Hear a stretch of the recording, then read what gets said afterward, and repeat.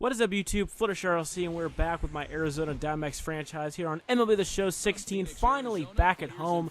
We took a little bit of a break from the series, and then our first two games back, we were in Boston. But now we're here back in Arizona at Chase Field, facing the New York Mets, who are also in the playoff race along with us, but they are leading their division, and currently we are second in the division. But it should be a great game today, because we got our ace, Zack Greinke, on the mound, and the Mets have their ace, Noah Syndergaard, on the mound. So this should be a very good game. I'm really excited to play it, and I expect this to be a bit of a pitcher's duel, as we're going to start off David Wright and lead things off. You can see he's just tearing it up against right-handed pitchers, but lefties, he's had a bit of a problem with them. Here's a 2-2 count, and Greinke gets the strike three called, low part of the strike zone, and now Michael Conforto going to come over to the plate now, the young rookie, putting together a fairly good year, and he's going to await the 2-2 pitch from Greinke, and this one is swung on, hit deep to left. Tomas can only watch it go. That ball is gone into the second row and left, and Michael Conforto puts the Mets up 1-0 here in the first inning.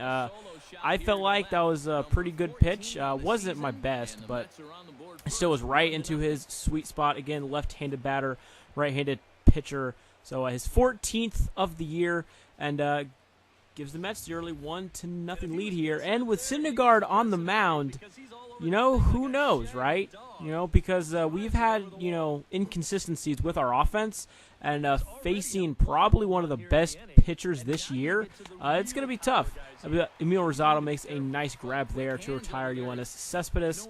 So now we're going to go into the bottom of the end. You can see, again, lights out. I mean, these stats are ridiculous. I mean, these are truly video game stats. I mean, we're in August, and he has an ERA barely above 2. Are you kidding me? That's insane. But Emil Rosado going to lead things off here in the bottom of the first. Here's the 1-2 pitch and swing, and this one into left, right past David Wright. And Emil Rosado is on to start the bottom half of the first, so maybe we can get something going here. Got a little bit of speed on the base paths now, as Chris Owings batting in the second spot tonight. Thought I might mix it up a little bit because he had a great trip in Boston. He's going to rope this one up the middle. And Rosado going to test Cespedes' arm. The throw offline. Had the throw been on line, that could have been interesting. It could have been. But now we got runners at the corners and nobody out. And the NL leader in RBIs coming up to the plate now. A big opportunity for Arizona to tie this game up. This one swung on. Hit into right. Granderson back. Rosado will tag, and that's going to tie the game at 1. So we still are able to get the run across, tie the game, and we still have a possibility to do some more damage in the inning. As A.J. Pollock, again, putting together a great year, going to step up to the plate now here with 1 out and 1 on. Here's a pitch from Syndergaard, and Pollock swing and a drive deep to center field. Cespedes looks up. Goodbye, home run, A.J. Pollock. And the Diamondbacks put a 3 spot on the NL leader in ERA. Wow, that was kind of unexpected. Just left hanging curveball, and, you hang it, I bang it, right?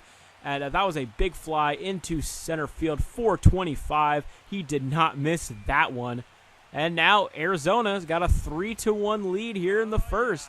And what I thought was going to be a pitcher's duel right now may be a shootout. Who knows? But we have had a big problem this year with keeping our offense going. We kind of, at times slow down a little bit, let up. Let's hope that doesn't happen in this game. Let's hope we can put the pedal to the metal, just, keep our foots on their throats. As that was a nice grab by Emil Rosado. Again, he has been phenomenal this year. Really excited about him, especially with the terrible play of Jake Lamb. It's been really helpful that he's been able to step up big since we called him up. But since the first inning, you can see Syndergaard definitely settled in a little bit. Gets 2 quick strikeouts there. Chris Owings up to the plate, swing and a miss again. Just very tough, man. Very tough to time him.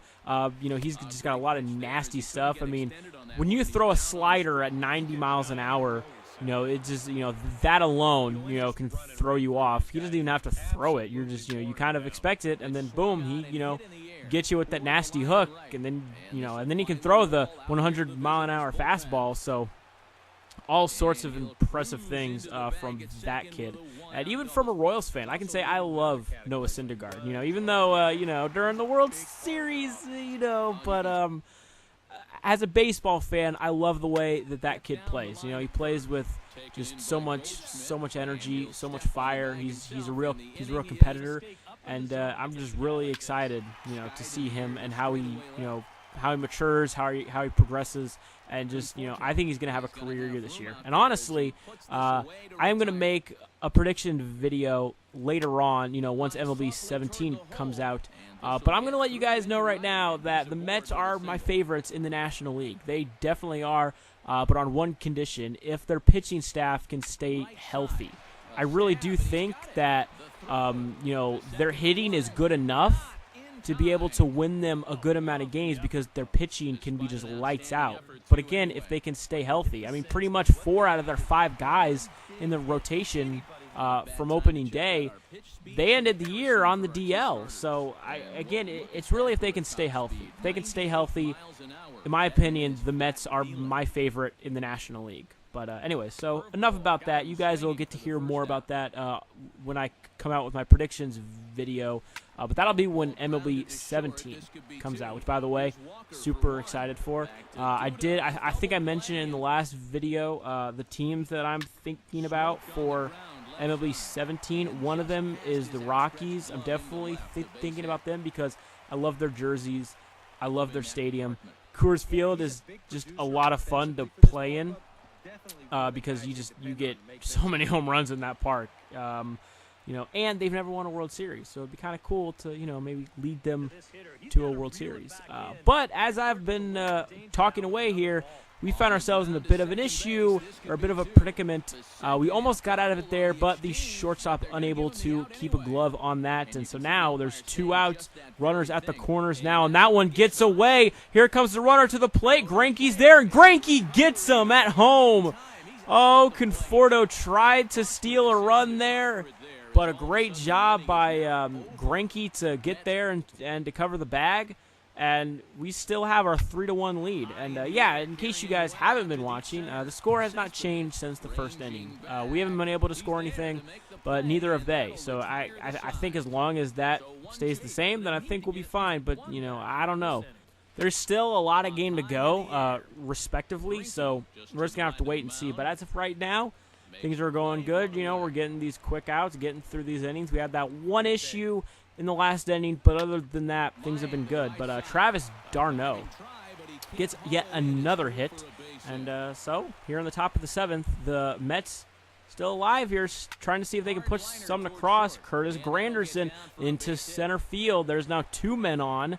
And now, again, we got a bit of a problem. Let's see if Greinke can hold it down here, get us out of the inning still with the lead. Here's Asdrubal Cabrera up to the plate, and this one going to get through into left. But the runner will be held at third. It was just not deep enough. The ball gets by the catcher, but the runner will not try to score. So now, bases are loaded. I was almost for sure someone would have grabbed that ball, but nobody did. So Alejandro Diaz now has a big chance to possibly give the Mets the lead here.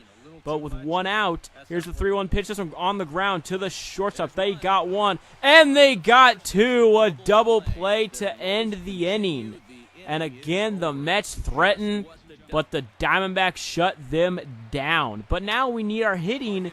Maybe give us a little bit of insurance here, as John Ruth, one of our minor league prospects who we just called up, ends up getting a base hit. So his first career hit came in tonight's game. Hopefully we can be able to push a run across. That would be preferable, but we'll see. Tuffy Ghostwish now up to the plate, and this one down the line past Lucas Duda into right, and Ruth thought about going to third, but he will run back to second. So now the Diamondbacks again have a big chance here, but with 2 outs, Kevin Givens. You guys haven't heard his name in a long time.